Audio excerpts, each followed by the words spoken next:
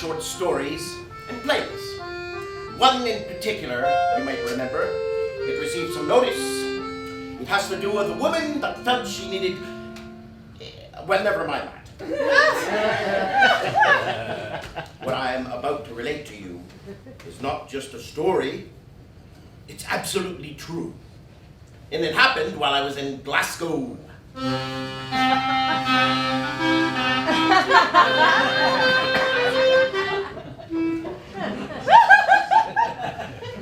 I wonder what would have happened if I'd gone somewhere else.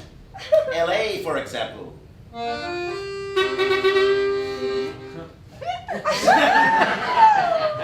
Maybe nothing. Or Brandon. I do have relatives in Brandon. Or what if I'd stayed home?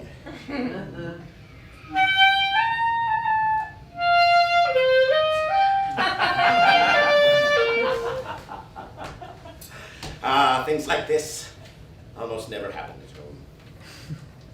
Anyone here ever lived in or visited Glasgow? Yes? No? Doesn't matter.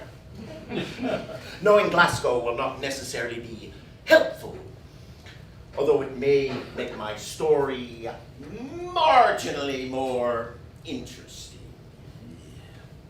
The details. Don't you find it depressing? How regional people are. Someone far away almost means nothing to us. But to get on with the story. As I mentioned, I was visiting Glasgow. This was during Mayfest. It was 1987. One of my plays was being produced. Not one of my better plays. And the company was much too young. Far too inexperienced. Oh, they worked hard, I'll give them that. They had tremendous enthusiasm. Yeah, it actually came off fairly well in the end.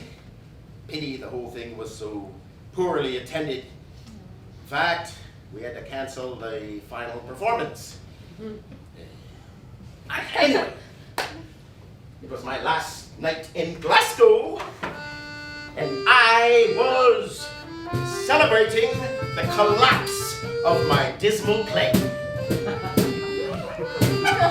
I was sitting in a restaurant near Candleriggs Market, feeling none too happy. I was reading a newspaper that someone had left behind. The dim light and my failing eyesight made it almost impossible. In ordinary, I would have set the paper aside, but an item had caught my attention. A Canadian.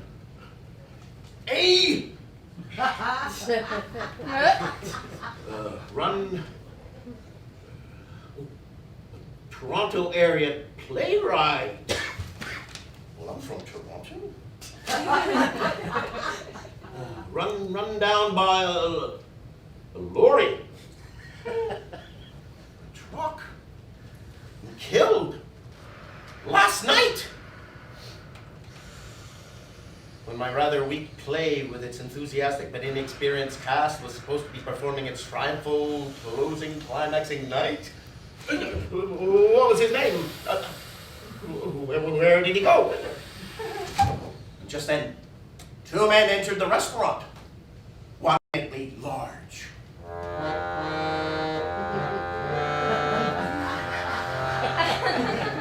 And the other was smaller.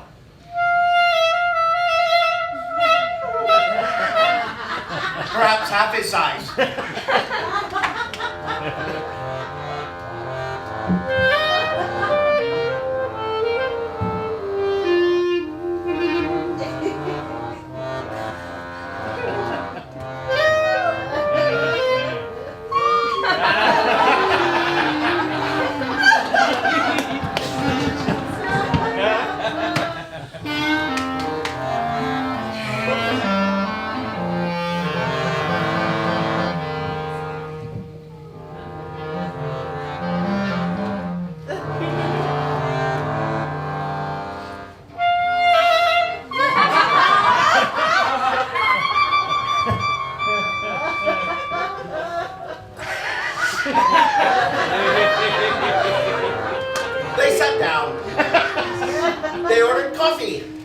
They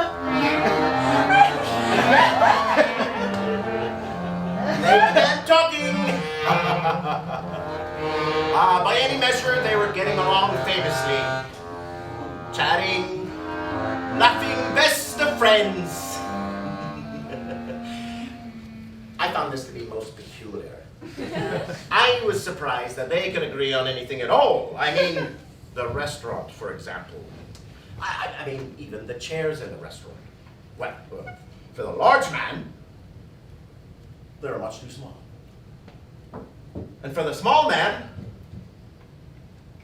much too large. And the cups, that were for him. I mean, it would be barely a beginning. And for him, well, you see, far be it from me to belabor a point. But someone large, someone ridiculously large, say 4 times the size of King Kong. Well, for that person, the world must appear to be a very different place. Different from how you and I see it, and very different from how an exceedingly small person would see it. Say, someone the size of a mustard seed would see.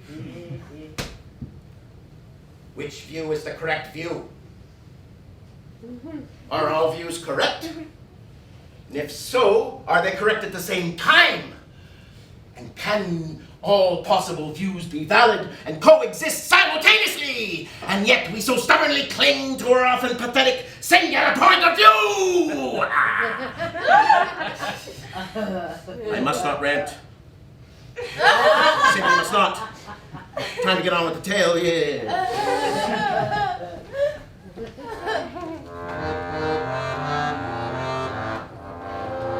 I must admit a certain satisfaction came over me when the large man and the small man began to argue.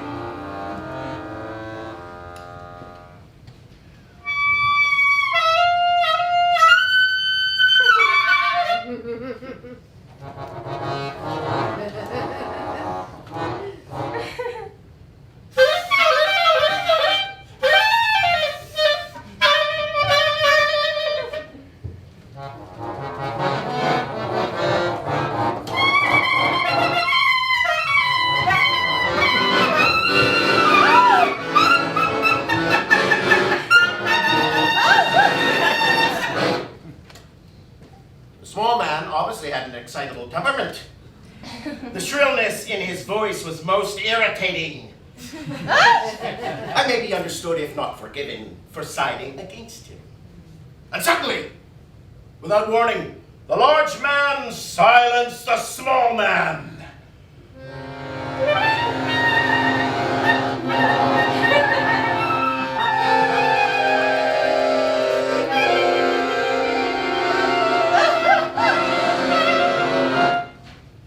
The small man hit the wall with a sound that is often described in unimaginative literature as a sickening thud.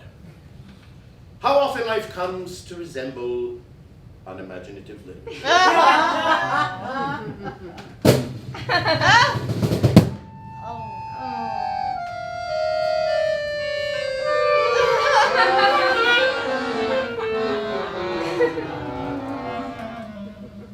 The tall man remained calm. He sat with his enormous arms stretched out over the table, contemplating his cup of coffee. The police were summoned, and an ambulance arrived. This is Glasgow!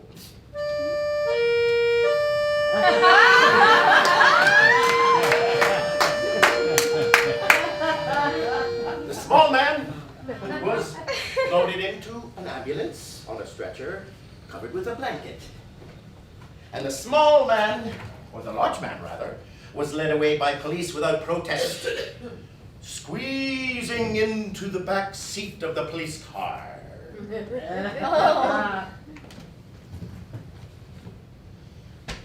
And away they went.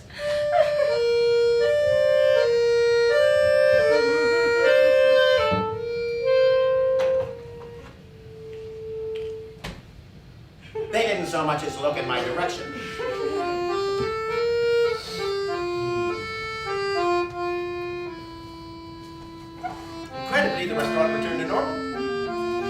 I even had another cup of coffee. It was as though nothing had happened. I returned to the newspaper that I was reading. But the light was dim. I may have mentioned that already. I soon gave up. I can't read in this dim light without my glasses. Did I mention that already?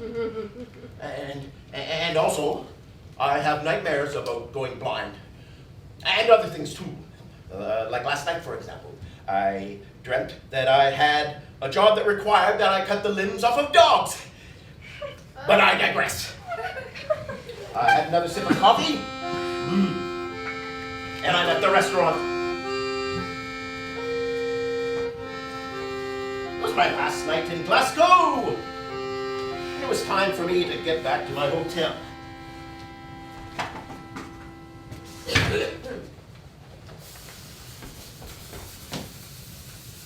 But somehow, I got hopelessly lost. This seems to be happening more and more to me.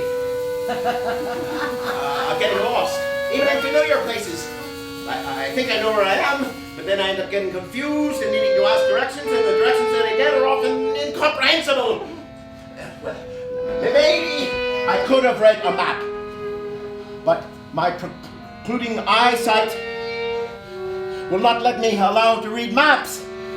Well, on other occasions, I have resorted to calling a friend, asking if he wouldn't mind coming to collect me. I have friends. Very many good friends. But being in Glasgow, there was no one to call. And as for approaching a total stranger, there was no one there. The streets were strangely empty. I walked on and on, attempting to read the signs, hoping to find my way home. I thought if I would just turn this corner. Did I recognize this corner? I thought I did.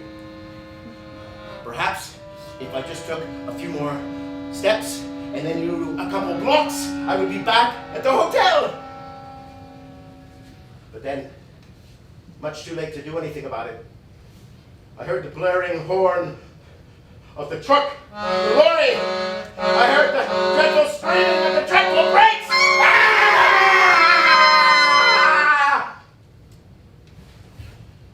You ever heard the expression, you never hear the bullet that kills you? The same cannot be said when you are run down by a lorry.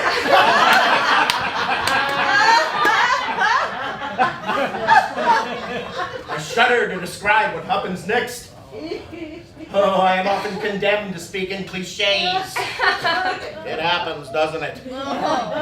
Life resembling a cliche.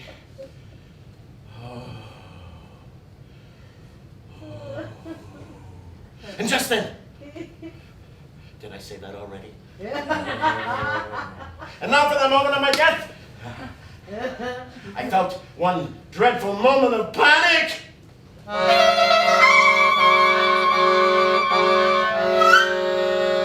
then, predictably, a calmness came over me.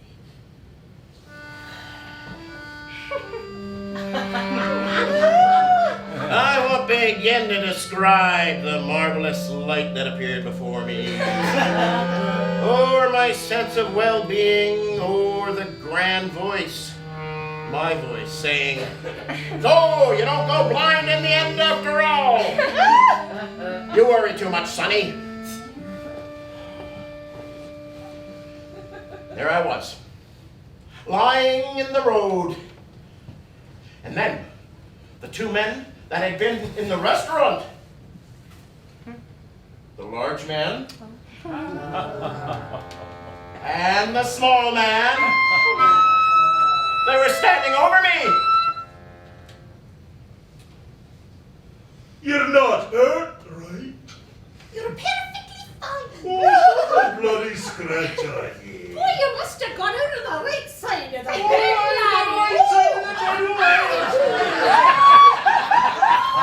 They were speaking gibberish. I couldn't understand a word. And then they gestured that I should get into the lorry. In the lorry we are. Now mind your head. Let's gonna smell in the morning. And I did.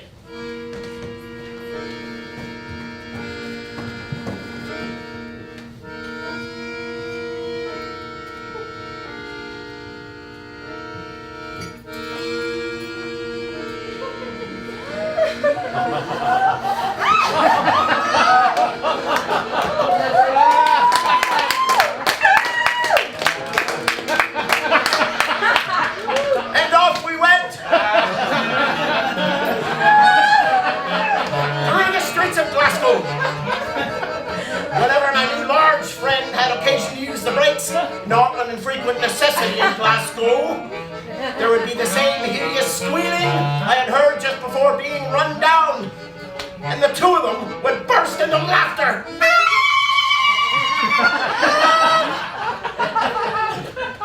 I found this most distasteful. But what could I do? I'm lost. I would greatly appreciate a ride back to my hotel. Look! There's my room key. The name of the hotel is written on it. I'm sure it's only a few blocks, and it won't be too much trouble. Now, I am a Canadian and far away from home, and, well, after all, you did run me down.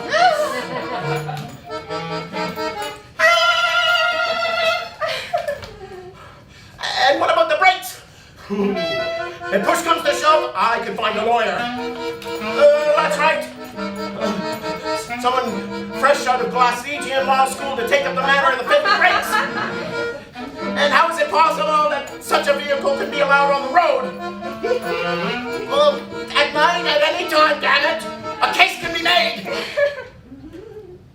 But instead of taking me back to the hotel, they took me back to the restaurant.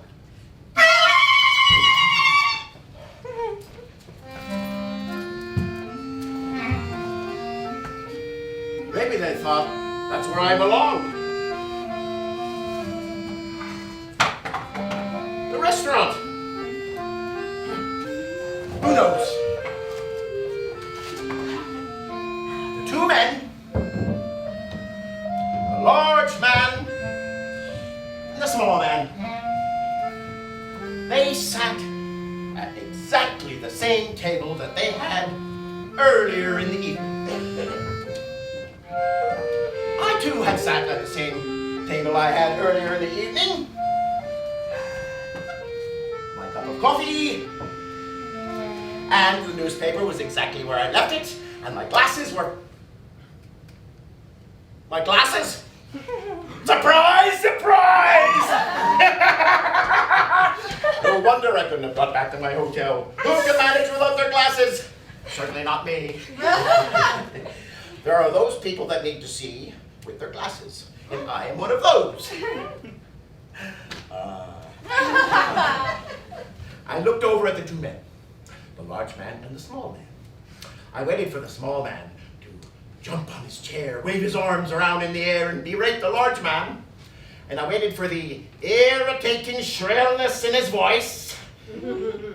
And I waited excitedly for the large man to silence him. It never happened.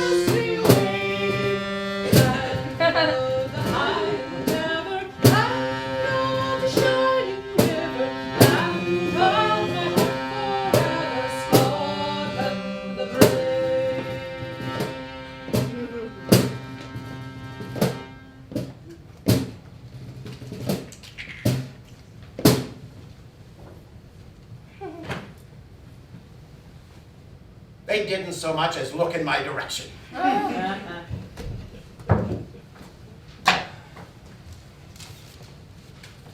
returned to the newspaper that I had earlier in the evening, and I was looking for the story of the Toronto area playwright that was run down by the lorry. It simply wasn't there. After a time, I too left the restaurant. I was able to find my way back to the hotel without difficulty.